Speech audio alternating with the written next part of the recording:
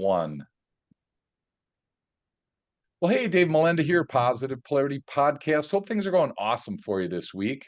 I got two words that I want to talk about that are very intimidating for a lot of people. One of them is prospecting, and one of them is referrals. And I love those words. There are a lot of people that struggle with it. There's a lot of blind spots around these two words. So I have an expert today. He was an author of a book called Raving Referrals, and it's Brandon Barnum. How are you today, sir? I'm blessed beyond belief, brother. Thanks for having me. Absolutely. You are a CEO at HOA.com, and we'll get into that. But you basically say that there's a proven step-by-step system to attract profitable prospects. Now, I love that you said profitable prospects because we can sometimes attract non-profitable prospects. So how did you come to this journey for yourself? How did that happen that you decided to write this book?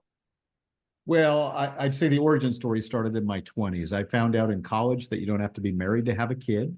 And so at 22, I had my first child. And at 24, I was a single dad. I had full custody of my son, and I was only making about $20,000 a year at that point.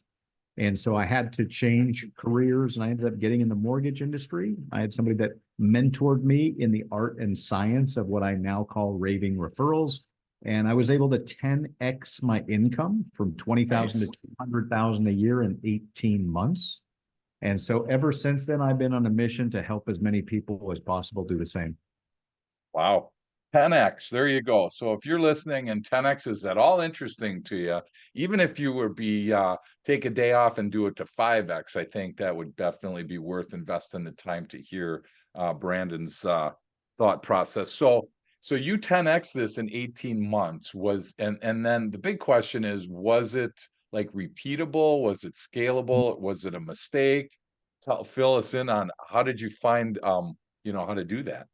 Yeah, well, the core was really finding referral partnerships, building relationships with other people who are serving my perfect prospects every day and adding so much value to them that they had no choice but to refer me to their clients and customers. And so that was really the core. And the beauty is that when you build your business by referral and really create strong referral partnerships, they refer you for years to come. So it's not a one and done. It's also not an instant fix. It does take time. But when you build relationships with people that you love hanging out with, right? Your vibe attracts your tribe. And so when you hang out with fun people, it's really more play than work. Awesome. So I wrote down the first two that kind of popped into my mind was add value. Oh, yeah. And I think that that's really important for us to kind of stop and pause right there, because I don't know about you, Brandon, but I've been in, these situations before where people want to network with me, or they want my referrals, they want a prospect, I'm a prospect, whatever, but there's really not a value for me. And it's interesting, I'll never forget, I was at a networking event years and years ago, couldn't tell you anything about anybody other than I remember a guy walks up to me, Brandon, with an inch of his business cards, literally an inch, and says, "Hey, I'm so-and-so." Couldn't tell you who it was. I know it was a guy. Don't remember the company. Hands me the cards and says, "Hey, would you feel comfortable handing these out for me?" Oh, no. I'm like, "Oh my gosh, are you going home to dinner and I'm now like whoever you are and I'm handing these?" I mean, it was like so awkward, but there's Yeah. so many different people with different ways. So how do you find ways to add value? I think this is really important for us to establish a couple ways that we could add value to this person that we're talking to.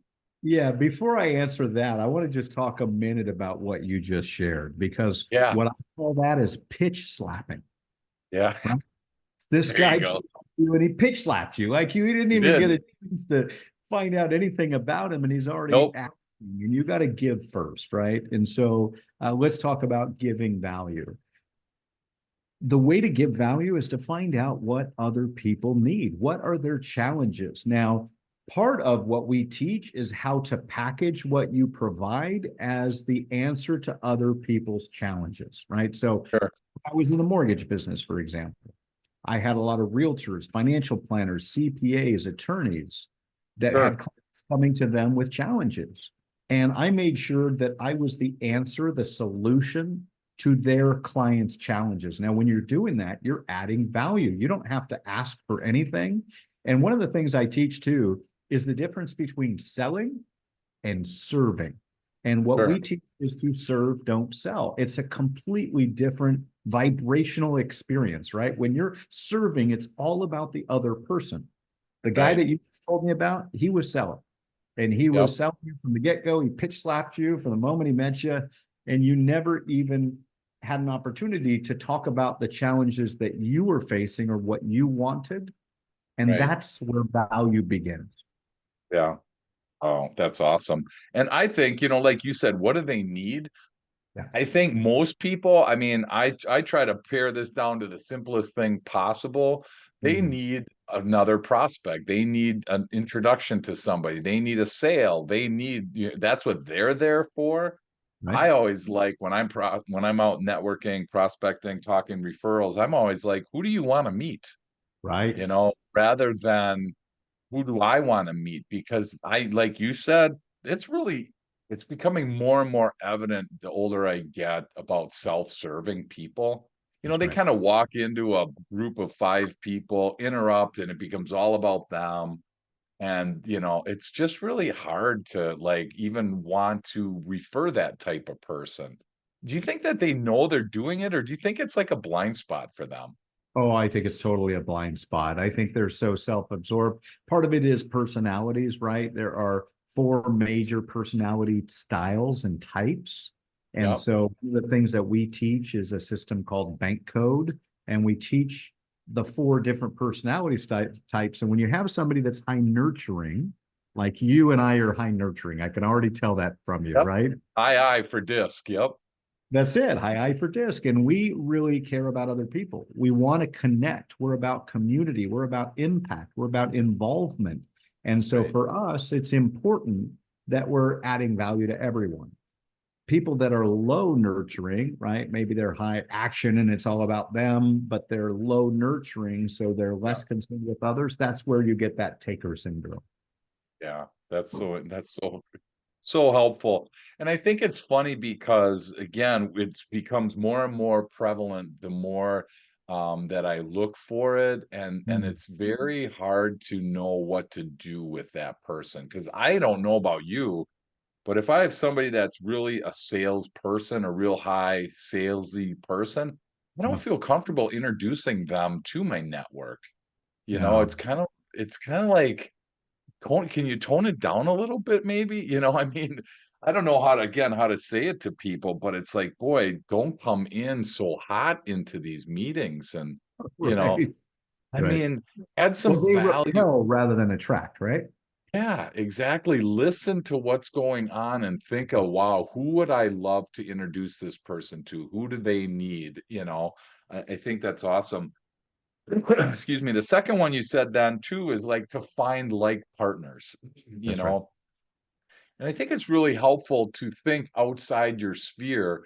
Like you were saying, a realtor needs a mortgage company, a lender. I mean, there's this sphere of people that are needed in a new home or in an existing home sale, for instance. Is Right. there a lot of that networking that goes on like that? Do you find that pretty successful for you guys? Well, yeah, and we teach it, right? So we actually teach people to create their own network events. We call it a business alliance. So we Okay. recommend rather than going and paying somebody else to be part of their group, why not start your own? Now we provide them with an agenda and we make it more of a little mini mastermind session rather than a leads event where people are Okay. standing up and giving their commercials because it's really about having a conversation and learning from other people. I was just at a mastermind 2 nights ago, and this is a group that I meet with once a month. We get together, a lot of internet marketing experts, super savvy in that regard. But I'm doing business with half of the people that are part of that group because Sure. I like them. Like they're good people. Now they Yeah. paid good money to be part of it, right? So this is a kind of an upper end group that I belong to. Sure. Yeah. But absolutely, we recommend that you start your own. And if you're joining somebody else's, make sure that you are strategic about who it is that you're meeting with. You need to meet with people throughout the meetings or between the meetings. But the biggest challenge that we see is people go to a BNI or a chamber of commerce, and then in between the meetings, there's very little activity. Yeah. And so what we teach is co-marketing. We teach the referral partner blueprint. How do you meet with somebody and create an actual plan where Right. you're cross-referring and cross-promoting each other? Yeah.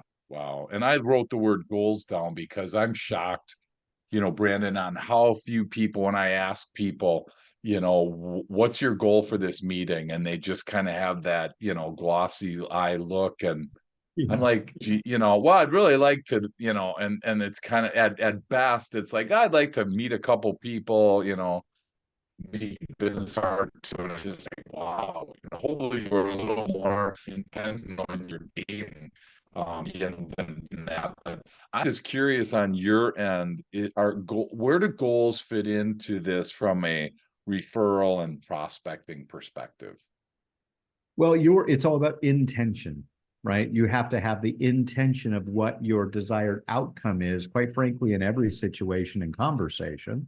And so what we teach people to do is to be strategic. When you're going to a networking meeting, just as you say, have a goal, have a vision for what you hope Yeah. to accomplish, achieve, attract in that meeting. One of the things that we recommend is we teach people how to connect with the host of the event. Let's say you wanted to connect with a CPA, for example, just to use one industry, one profession. When you go to a networking Yeah. meeting, you don't want to just wander around aimlessly, bumping into people and having random conversations. If you're really strategic, what you do is you go to the host that's welcoming every single person in. They typically know who's in the room and what they do. And if you share with them, hey, the number one reason I'm here is I'm looking for a great CPA that I can partner with and refer my clients to. I'm looking for somebody that you would rate as a 9 or a 10 out of 10. Is there anyone like that here in this Yeah. room? Their job is to connect you. Like Oh, their purpose for being there sure. is to help great people get Yeah. connected. And now you've got a referral because they're going to connect you with the right person in the room so that you cut through all the noise and you connect with the person that you want to meet. That's fantastic. Is that an okay goal for somebody listening if they've never had a goal before to just basically connect with the host of an event? Is that, to me, that seems like a pretty powerful goal. If you were to walk away with that introduction, whatever that looks like, and they introduced you to somebody, I mean, now all of a sudden you have two pretty solid relationship starts. That seems like a pretty good goal to start with. It's a great place to start, right? And depending on where you're at with your business, some people are brand new, they're just starting out in an industry or profession. So a goal like that would be fantastic for them. Others that are maybe more mature in their business, they may have a different goal. But Sure. in my experience, when you come with an intention, then you're kind of signaling to the universe, to God, hey, this is what I'm looking for in this experience. And then that's where you tend to attract it. What other intentions would you suggest, Brandon, for people listening that maybe haven't thought of this before? What other ones do you teach people to be cognizant of in those types of events? Well, I mean, what you're talking about right now is super important, and it's writing down goals. So let's park the event for just a second and let's talk about goal setting because this is so Sure. important. And I learned this 20 years ago from my now mentor, Mark Victor Hansen. He wrote all those Chicken Soup for the Soul books. Sure. Well, I met him May 18th, 2004. So it'll be 20 years next month. I hired him to speak at a charity fundraiser event that we were doing in Portland, Oregon. But that day, he challenged the audience to write 101 goals and be super specific about when you hope to or plan to, excuse me, when you plan to achieve each of these goals. So I left that meeting that day, and the following week I went to Hawaii and I spent time on the beach with my laptop, listened to my praise music, and I wrote 338 goals. And some of them felt like a real stretch. Like one of them, I wanted to meet Bono, the lead singer of U2, right? Okay, And sure. I wrote these goals with a success date. I had met Bono in 6 months. In fact, I just got to go see U2 opening night of the Sphere in Las Vegas a few months ago, which was incredible. But Wow. back to the goal setting, I never would have met Bono had I not written that goal down and shared that goal with a few people. And all of a sudden, somebody bought me a backstage pass to go hear him talk about his charity. And within 6 months, I'm sitting there meeting somebody that I idolized. And one of the Wow. other goals is I wanted Mark Victor Hansen to write about me in a book by May 28th, 2005. So 1 year later, right? I start becoming friends with Mark, and a few months later, he calls me up one day and he says, Robert Allen and I are writing the sequel to The 1 Minute Millionaire, and it's going to be called Cracking the Millionaire Code. We'd like to write about you. Would that be okay? What do you think I said, Dave? Oh my gosh. No, no, no. Pick someone else. Wow, that's fantastic. They they went on to write 3.5 pages about me in that book, and that book came out May 31st, 2005. So I missed it by 3 days, Wow. but it was amazing because now I had a book Yeah, that was featuring me, and I would take that everywhere and I would give that to prospective clients and partners as sure. a with my business card on page 42. Wow. That's the Is power of 100 is there, oh, go ahead, finish. no, that's the power of goal setting. When you Yeah, set your mind to a thing and you have a victory date when you're going to accomplish it, you'll be amazed what happens. It's almost magic, but it's really prayer. what's is there something special about 101, Brandon, or is it just like a marketing thing, or did he give you any, like, is there something intentional about the 101? No, there's nothing intentional. That really just was the goal of 101. I think that stretches people. Okay. Wow. 101. And you came up with how many? 338. How many of those have you got? How many of those have come to fruition? You know, what was amazing to me is about 75 happened right in the first year. Like I had never traveled around the world and I said, I want to go to China. I want to go to New York City. I hadn't been to New York City. And within 2 years, I'd been in New York 5 times. Right. So Wow. about a quarter of those goals happened within the first 12 months alone. Wow, that's so cool. So when you talk about profitable prospects, I want to kind of unpack that a minute here before we take a break. What do you mean by profitable? Because I know that you put that in there on purpose, which I Absolutely. love, but I just want to kind of get your feedback on what profitable prospects means. Yeah, well, it's exactly that. Prospects that are driving profit for yourself and your business, right? So there's again, it's about the intentionality behind it, right? Who are we meeting with? And a lot of people go through their days in business and they don't really have crystal clarity on their perfect prospect. And what we teach is the center of the bullseye. If you look at a dartboard, right, there are rings in the center, there is a bullseye, and that's your perfect prospect. That's who you're looking to attract. And then outside of that, there are different rings of levels of people at different levels. So when you focus on who's the most profitable and the perfect fit for you, that's where you find who you're looking to. And I'm assuming then that yours might be different than mine versus somebody else listening. So what we have to do is kind of create the perfect prospect in our mind. Like they should this, I mean, you kind of have to create this itinerary of what you want them to be like, I'm assuming, correct?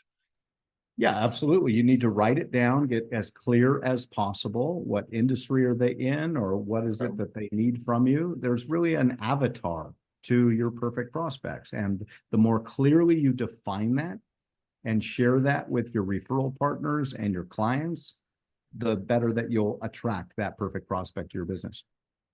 And there's a bunch of people right now that are in their comfort zone that are realizing that this is outside my comfort zone. I'm used to just showing up at an event, they're thinking, and then, I got a couple of business cards in my pocket, and I just start going around and introducing myself. Hopefully, I see somebody I know that I can kind of gravitate to them.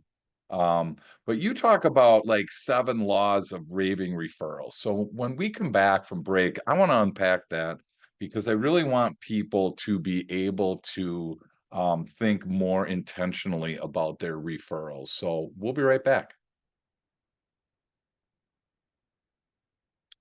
Welcome back. I'm honored to be hanging out with Brandon Barnum, the CEO at HOA.com. And we've been talking about the two scary words for a lot of sales professionals. Those would be prospecting and referrals. And we're trying to make it a little easier. I absolutely love connecting with the host as one of your goals that we talked about before break.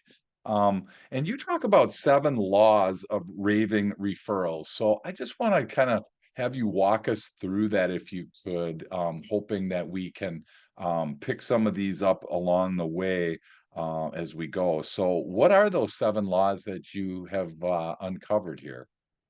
Well, the first and the most important is that every referral starts with trust, right? We refer other people because we trust that they're going to provide a level of professionalism and service to the people that we care about. And so that's why we refer. Okay. So, number one, there needs to be trust in a relationship, and your job is to make yourself as trustworthy as possible.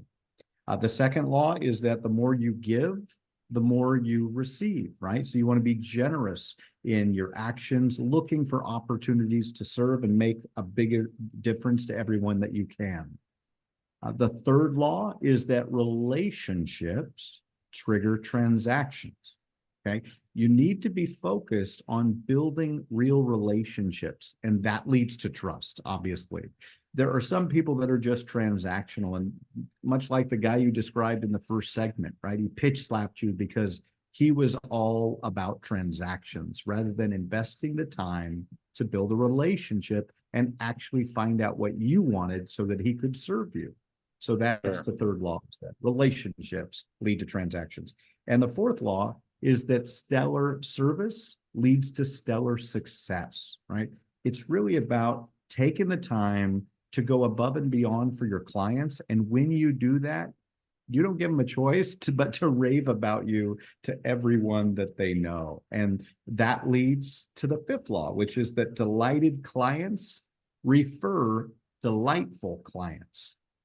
When you take care of people and you really go above and beyond, and they feel that you care and they know what a great job you do, they refer you to other people. And typically birds of a feather flock together. So when you've got somebody that has a great experience, they typically will refer someone else who is a pleasure to work with and the type of client that you're looking to attract. And then the sixth law, and this is one of the most important, is that the fortune is in the follow-up. Mm. So many people have great conversations, but they never follow up and follow through with those opportunities. And so they're just, they'll come back from a business meeting with a stack of business cards and it never goes anywhere, which is just Yeah. such a thing. And then finally, everyone wins or no one wins. In every conversation, every relationship, you should be looking to add as much value to the other person as possible. And when you focus on helping other people win, you win in the process. Wow, that is a great spot for us to jump in. I think the funny thing is too on this, Brandon, is we're all consumers as well. So all of these things that kind of you just unpacked, we experience as consumers. And I know, like for myself and most people, if you don't trust somebody, you're not going to buy from them. I mean, generally speaking, right? Right. Um, and you just kind of walk through this list, and the reality is we as consumers, we generally will not participate if there's not good service, all these things. So I want to go through these one at a time here. So trust obviously makes a ton of sense as a starting spot, because if you don't have trust, what good, what do we have if we don't trust the person? Just like the person that came up to me, I never met him before. I don't know. I mean, he could be a convicted felon. I could be handing out a convicted felon's cards. I can't really, vouch for somebody that I don't trust. So I think that's such a great place to start. Are there any things that pop out of your mind when you think about like simple ways to build trust in that situation? Or there's some things we can consider in that spot? Yeah, absolutely. And number one, it's about who you are being, right? And it's about being intentional, but being in integrity, living your word. When you say you're going to do something, you do it. You go above and beyond. We say be on time and on budget always, right? Yeah. The last thing you want to do somebody is quote them a job and it's going to take this long and it's got to cost this much. And now all of a sudden it takes longer than expected, or the price goes up and you get somebody sticker shock when at the end of the transaction. Those things kill trust. So Yeah. if you want to increase trust, deliver faster than expected, and come in with a price that's less than you quoted, right? These are the things that delight clients, where they share about you to everyone they know. Yeah. And I think that, like, when I've referred people and it hasn't worked out, like, it affects me. I mean, it's a black eye to me if I tell you to call so and so and you never call so and so, or you tell me to call so and so and I never call so and so, and they're waiting for my call. That's pretty, I mean, that's really hard to recuperate and recover from that. So, It is, and that I that do that all the time. I ask people, have you ever had a situation where you referred somebody to another person, and then you meet or you talk to that client later on, and you ask, hey, by the way, how did it go with this person? And they're like, that knucklehead never even called me back. It's a reflection on you. So we talk about the fortunes in the follow-up. When you refer to someone, you want to follow up with that person and make sure that they actually connected, because it Right. is a reflection on you. Yeah, for sure. So when I'm connecting two people, I do it on email generally because there's a path to it. And I Right. tell people right in the email, please reply all, so Nice. that I know that that connection has been made. And once you guys each, or girls each, make the connection, then I back out. So, I just want to make sure, like, to your point, that that's being made, because my integrity is at stake in this spot, right? I mean, people will not want to get a referral from Dave, if they're crap referrals. So, yeah, excuse me. So I appreciate that. How many people as we jump into the next one, how many people are wired to they want to receive way more than they want to give? Are you noticing that there's more and more people out there that are looking, their hand is out rather than their hand is out to give? Yeah, I think that's, again, based on personality science. It's almost 50-50. I think it comes down to how high of a nurturer you are, right? And if you're wired that way, like you and I can't help but to give. That's just how we're wired, right? Right. It Yep. feeds our soul when we make a difference to other people. Not everybody's Yep. that. Yep. So you And got to. it's hard, isn't it hard not to, like, judge that? I mean, I don't know about you, but it's really hard for, like, when somebody's not built a certain way, it's Yeah. like, dude, seriously, come on, what are you thinking? So I have to remind myself to kind of tone that down as well. But for people listening, I think it's a really valid point to make sure that you're giving more than you're receiving, because that ends well for everybody. And I just think it's really a smart spot to be, which then kind of brings you into the third one, which is the relationships then trigger that transaction. And I Ooh. don't know. Sometimes people flip that around, that the transaction, I'm going to start with a transaction, hoping that someday that'll turn into a relationship. Sure. And that happens, right? Like there's sometimes that someone will introduce you transactionally because somebody needs your product or your solution. And Yeah. it's really about that desired outcome that starts the relationship. I learned this back when I was in the mortgage business, because back in 1997, when I got started, what I learned was on average, I made about $3,000 per loan that I closed. However, what I quickly realized is that when I took care of people, they would do more transactions with me. They would do a refinance, they would buy a second home or an investment property, and they'd use me in the future, or they Sure. would refer others. And so I had an epiphany one day, and I'm like, okay, so this relationship isn't just a $3,000 relationship, it's really a $10,000 Yeah. relationship. So Yep. if I focus on increasing the value I assign to that person, and I treat them with the respect that they deserve and desire, then there was a better outcome for them and for me as well. Yeah. Well, and that cost of a long-term customer, I think, is something we miss a lot. I do work with Harley Davidson with some of their dealers, and, it's interesting because Harley says the average, and I'm a Harley rider myself, so I can identify with this. The average customer of a Harley for their lifetime is about Mhm. $250,000. Between Right. how many bikes you buy, how much service, you always add stuff onto your bike. Everybody's gotta have the Harley gear, and HD Right. doesn't stand for Harley Davidson, it stands for $100 because every time you walk in, you're spending $100 without even thinking about it, you know? That's Stuff great. you didn't know you needed when you walk on, you're like, "Oh my gosh, I so need this right now." And So, now you're a brand ambassador too, right? Because oh my everywhere you gosh, go, you're repping absolutely, Harley and you're spreading the word for everybody to hear, and they can't help but absolutely. hear it when you rev up that engine. Absolutely, they love that. So, yeah, I think thinking about the relationship in the sense of a long term, it's, whatever the cost is or whatever they're gonna spend in their lifetime. Harley again said every time you convert a non-bike rider to a rider, in their Mm. mind and in their research, they've added $250,000 to the point where every time a bike is sold, they ring the bell in the Cha-ching. dealership. Everybody stops what they're doing. Who cares if you're work there, not work there, whatever.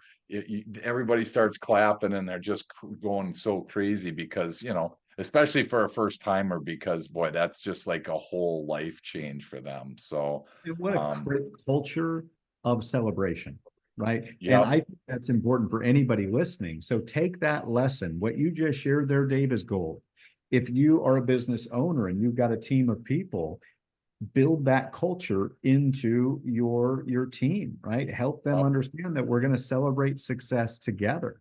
My yep, company, we have a morning sales huddle. We get on Zoom and we talk about the wins from yesterday and what we're doing today. And we love to celebrate success. And when yeah. you create that in your culture, people get excited about it. Absolutely, absolutely. And I tell you what, my dad survived cancer when he was alive, and he rang the bell. I mean, that was like the whole goal, right? Of being able to get through chemo, get through radiation, whatever your treatment you were in. The whole goal was to ring that bell because that meant you were cancer free and you were done. There was a huge celebration. So I Amen. love the ability to celebrate that because we got enough challenges going through our day to day. So, we need to celebrate wins. That should be number 8 in here. We should add number 8 is to celebrate your wins. I Um, love it. I love number 4, the stellar service equals stellar success. Right. My book, Growing on Purpose, we talk about ways to improve the customer's experience because customers pay more, they buy more, and they buy more frequently when they enjoy that process. And Dude. it's crazy to It's think that. interesting you say that, Dave, because there's a lot of research around referrals, and it's very similar, right? When someone is referred to you, they are 400% more likely to hire you because of that number one, that trust factor. Yep, In B2B sales, business to business sales, 84% of B2B sales start with a referral because it's tough to get inside a yeah, corporation, especially a large one, if you don't have a champion internally saying, you got to talk to this person. And then lastly, we talk about profitability. yeah, Referred clients are 16% more profitable overall because just like you talked about, when they're delighted, they spend yeah, more money, they refer other people, they buy bigger packages. And so that's why referrals are so key, yeah, that's awesome. And they're like, "What else do you do?" I mean, I have right? clients that are asking like, "What else do you do?" And it's like, "Well, what else do you want me to do?" I mean, it's like, I love hearing those words. That's so cool. Which then Yep. again is number 5, delighted people refer, that they refer now delighted people. So yeah, I think that's what I like about when I read that in preparation for today when it said profitable prospects, because I feel Mhm. like if you just want prospects, you can go to any event and you could go to a baseball game in your mind, I guess, and think everybody in here is a prospect, right? You wear your shirt and say, buy something from me. But I love the fact that we're trying to find delighted people, and most people that have a good experience tell other people. And that's what I think is so great. We had my wife and I went last night for dinner to a place we'd never been. We heard from one of our friends it was a great place, and boy, by 10 minutes in, we're like, we're so coming back, Right. and we're telling other people, and it's, Bingo. and that's the thing is delighted people refer delighted people, and I love that. So I'm just curious, do you see, is it delighted seems like it's almost unattainable. So I'm just curious if it's easier than it sounds in your world. I think it is. I think it's really finding out and listening to what the customer and client wants. And then we teach manufacture wow, right? Your whole goal should be to give your customer or your client a 5-star service where they have no choice but to tell other people about it. In fact, we teach the art of the ask, and that's one of the strategies is that when you first get a client that decides to choose you and use you, what you want to do to say to them before they leave is, hey, Dave, before I let you walk out, I'm so thankful for your business, and we Yeah, love helping people like you get this type of result. So we're committed to giving you a 5-star experience. And when we do, we'd like to ask you for permission for referrals in the future. Would that be okay? They all right. say yes. Now you've set that expectation. And now it's all about delivering that wow moment. And then once you hear it, right, you're listening for the referral triggers. Once you hear wow or, oh, thank you so much, this is so great, then it's time to ask for referrals. Yeah. And I think that's a big challenge for a lot of people.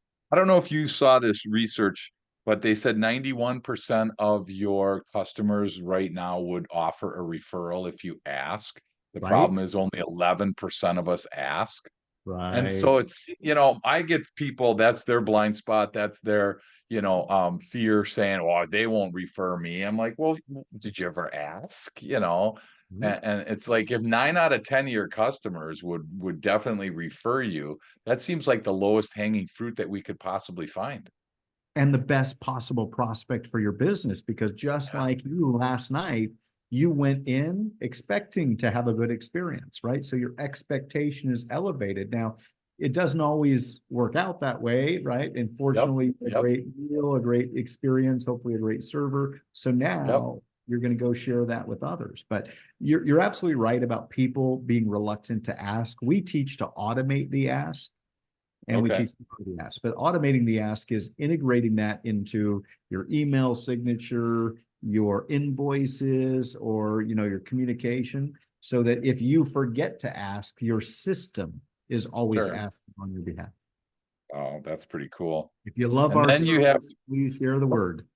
Yeah, no kidding. Absolutely. And then you have to go ahead and do this fortune in the follow-up. Everybody was all excited until now, you know, excuse me, it seems like so many people just don't follow up. It's crazy, right? Like you said, you get all these cards and then you're on to the next. But whether it's a drip campaign, whether it's a whatever, I mean, there's so many different ways to do it. Are there any successful methods that you found, Brandon, to do follow up in this situation? Yeah, it all depends on where you're at with your business and what you're trying to Sure, achieve, right? For me, I was just meeting with the CEO of Remax a couple weeks ago, right? High opportunity for us. We're talking about taking HOA.com around the world through their company. So my follow up to him was different than if I just met somebody at a networking event. With him, I sent him an sure, autographed book. I sent him a handwritten thank you note, right? And now we've got a meeting scheduled in 2 weeks. We're gonna sure, reconvene with he and his team. If you're sure. just starting out, you're going to a networking event, it can be as simple as a text message. A text is super simple, right? Yeah, You should have a CRM system, some sort of way that you've got a database, even if it's an Excel spreadsheet, but sure. make sure that you're capturing all the contacts that you're meeting. Ideally, you're adding them to your email list and staying in touch with them. Maybe you're connecting with them on social media. It all Yeah. depends on your individual plan. The key is make sure that you're following up and following through, because that's where the fortune's made. Yeah, there's so much money and follow-up that people miss. It's sad. But it's kind of interesting when you, depending on if you believe the statistics that show that, half the people never follow up. And then they show like only 10% of people follow up more than 5 times. But Right. yet 80% of sales are made more than five after 5 connections. So I Right. kind of did the math in my head. I'm like, man, there's a small group of people that are making a ton of money That's right. because they're 100%. doing the follow-ups, right? They're doing the exercise needed.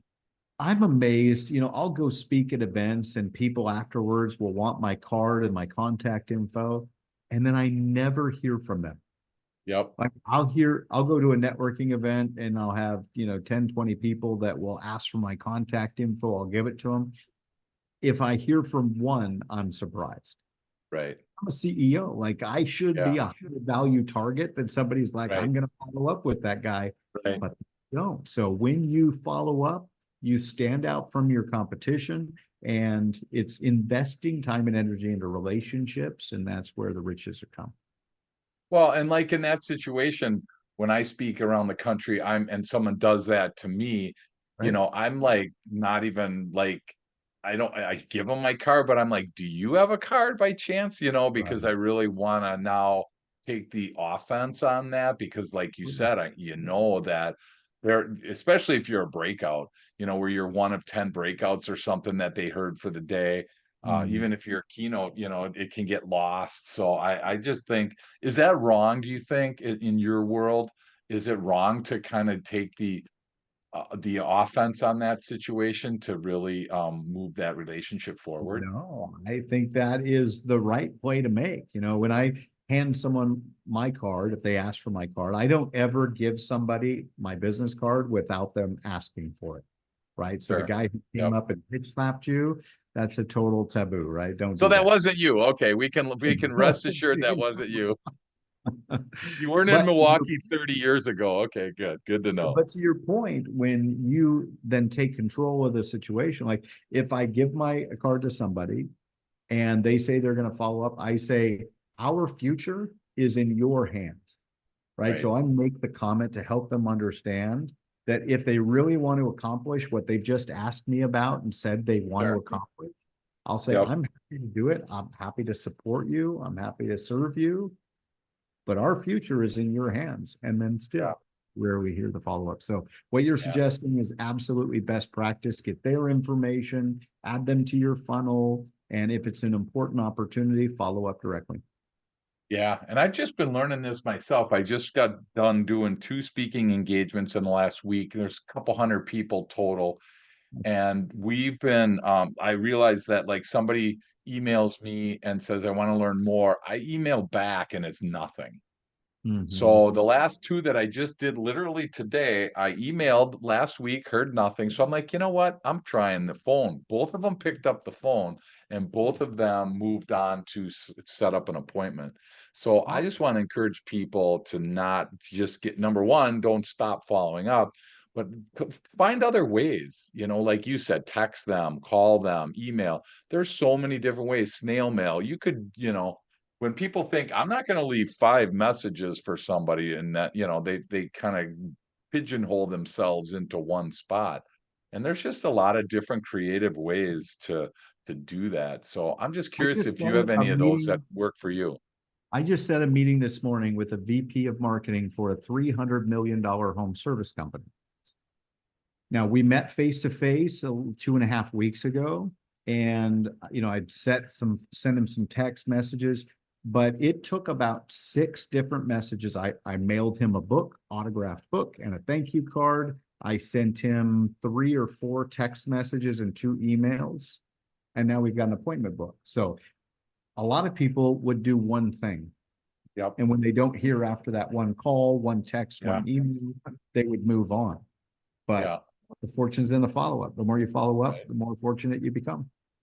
Yeah, it's so funny. And then when they don't call back, then we're like, oh, they probably weren't a good customer. I mean, there's always an excuse, I think it's hilarious. So, We're um, meaning-making machines, right? Our human yeah, minds make meaning out of everything.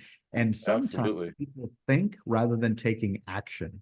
And the law of attraction requires action. It's in the word, right? You can't attract if you don't act. The more action Yeah. you take, the more that attraction you create. And so just get out there, stop living in your own head, and be detached from the outcome. Focus on what you're wanting to create, your Yeah. intentionality, regardless of the outcome. Yeah. We're so afraid of a no. We're so afraid of rejection. We're so afraid of whatever that it's just like, man, it's crazy. The last one we pretty much talked about was where everyone wins when you add value. Is there Yeah. anything that we didn't cover on that that you want to make sure in this spot that we cover? I think it's just really important that you find out what the other person thinks is important, right? Yeah. That's how you add true value is when you understand your client. I would say you got two ears, one mouth, listen twice as much as you speak, and really seek to understand, not to be understood. Ooh. Law number 4 from Stephen Covey. What a great Mm. one. That's fantastic. Hey, listen, Brandon, as we land today, 2 questions for you. Number 1, what would your tip of the day be for somebody listening? And maybe it's something that we covered, and maybe it's just something burning in your heart that you want to share with somebody. What would your tip of the day be? My number one goal advice to everybody is set your goals. I'm amazed how few people actually have written goals. I have goals written through the year 2050 right now. Wow. And when you create that intentionality, good things happen. I was looking at my whiteboard in my office 2 days ago, and I have about 20 different things tied to raving referrals that I wanted to create 2 years ago. And the only thing that was checked off that list was this book, Raving Referrals. And I just launched a certified trainer program. I've got a virtual course. I've got all these things that 2 years ago were just a vision, Sure. but I wrote them down and I spent time working on them. And just yesterday, our 2 hour CE class was approved by the state of Arizona for realtors, right, to get Awesome. credit. So it's Sure. like I looked at that board and I realized everything I set out to do 2 years ago now exists. But that's only Wow. because I wrote it down, I Sure. created a plan, and I took action every day. So start with your goals. I saw that LinkedIn post that you had where that all rough that all that writing on that whiteboard. I actually have right here in my office. We went to and did whiteboard paint. I don't know if you've ever tried that, but you can paint a whole wall with whiteboard and Oh, it yeah. turned, oh my gosh, it's like for the high eye person that just loves to write, it's just so much fun. So That's cool. that is so cool. Set your goals. What a great spot to end. And one last thing, Brandon, if somebody listening today has been like, convicted, there's been something that they really want to learn more about, they want to connect with you, whether they want to learn more about HOA.com or they want to learn about your Raving Referrals book, what's the best way for people to connect with you? Absolutely. Best place is brandonbarnum.com. And there you'll see links to raving referrals to HOA.com. There's a referral score quiz, 10 quick questions you can answer in 2 minutes, and you'll identify some gaps in your referral game. There's also that bank code personality assessment tool. So lots of free giveaways and things. And you can also schedule a conversation with me there. Oh, that's awesome. And we learned before the show that I was hoping he was related to the Barnum Circus. He thought he was when he was a kid. So fill us in on that story real quick as we land today. Oh yeah, I grew up and my grandmother told me for years that P.T. Barnum was my great great great great uncle. So I would go to the circus and I would ride the elephants and be like, "Hey, welcome to the greatest show on earth," right? And I was going to share that story one day when I was speaking, and when I was 34 years old, I thought, before I claim that on stage, I better make sure it's true.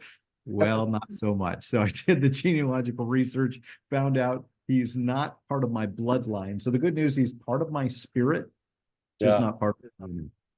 What's up with grandma telling fibs? I mean, what's the deal with that? Wow. She passed before I got to ask her that question, but Well, it's okay. I love that woman with all that was in me. So all good. good. You'll get a chance to ask her pretty soon. So that's awesome. Cool.